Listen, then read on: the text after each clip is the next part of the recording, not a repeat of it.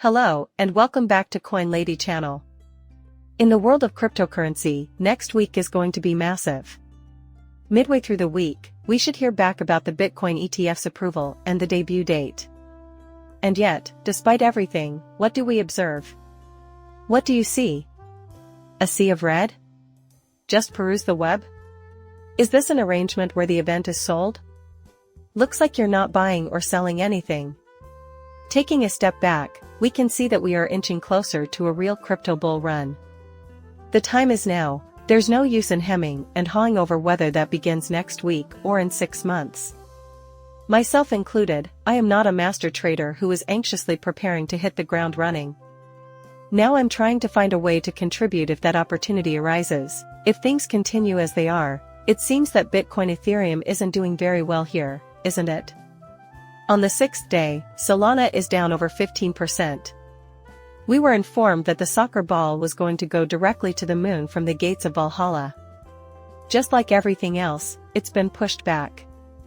You know, the market is challenging. We'll see how things pan out or if a fortune teller is required. I mean, we can just sit back and see what happens. But there's no denying the magnitude of the event if the Bitcoin ETF succeeds. There is a flurry of activity on Twitter over this. They researched this ETP exchange-traded product before posting. This was XRP ETP. Launched in 2018, to be precise. As far as I can tell, it was an unsuccessful product. There appears to be zero trade volume currently. I would say it's dead. A lot of people are making it sound like an XRP ETF launch is about to happen, but that hasn't happened at all. This is completely absurd, you know. This was initiated by an individual in the year 2019. It seems like there is no longer any interest in trading what appears to be a dead commodity. I can't tell you when it's obviously not real. Everyone makes errors, that's why they do it. Every once in a while, we just happen to come across something. Something is there, in our opinion. It's alright. The majority of our retweeters, though, are far more knowledgeable. They are aware that an XRP exchange-traded fund is not about to debut. Just look up its name on Google. Once more, it reappears. April 2019 had arrived. It was initially released. Plus, it's not a big deal. I believe it has cratered once more. It seems like it fell beneath the radar. You heard it here first, the crypto FOMO warning. They are about to launch an exchange-traded fund, ETF, and they would prefer that investors not rush into it carelessly. This FOMO warning was thus broadcast to the market. This causes individuals to pause and reflect about their actions, likely to be a decent choice. The outcome is something I can reveal to you at this very moment. When the cryptocurrency market goes wild, many folks have never been exposed. Because of our longevity in the industry, we have witnessed and comprehended a wide range of possible outcomes. This is a game you're familiar with. Many people are clueless. Some dweebs at the top will, without a doubt, just cash out their retirement funds. You know, brokerage accounts tend to lose a lot of money when they invest all of their money in this asset class at once. I'm almost certain that will happen, and it will be sad to watch. The SEC is attempting to divert attention away from it so they can later claim that they were right. It appears that this is just more sign that a Bitcoin ETF is on the horizon. As a rebalance, Grayscale has removed Matic from their large-cap crypto fund and replaced it with VAX and XRP. The fund discussed this topic yesterday. Perhaps the removal was due to the fact that Matic was implicated in several ancillary cases related to unlawful securities. Whatever the case may be, Matic is still a fantastic currency. Perhaps they are merely substituting it with a vaccination XRP. Personally, I still prefer Matic, but I see the logic of including XRP now that regulators and the SEC can see it. While I do not personally possess this coin, I can attest to its greatness as a large-cap cryptocurrency in a box and its status as a massive powerhouse Layer 1 smart contract asset. Taking off the Ethereum sidechain, or Ethereum Layer 2, or whatever it is, seems like a reasonable decision to me. I believe these two belong there, despite the fact that it's a powerhouse. Prior to Matic, The 26 bitcoins received to Satoshi's Genesis wallet have sparked considerable speculation regarding him. Some have heard of a new requirement, and Jeremy Hogan is wondering if this is an effort to force Satoshi Nakamoto to come clean about who he is.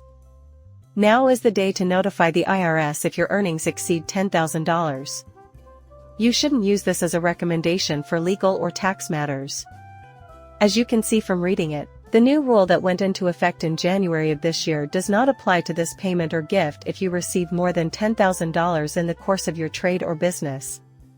Imagine you own a Mercedes-Benz dealership. Whenever a customer walks in and drops 10 grand on a G-Wagon, you're required by law to record the transaction as a cash transaction exceeding $10,000. The IRS may or may not review the paperwork you submit, but it's important that you do.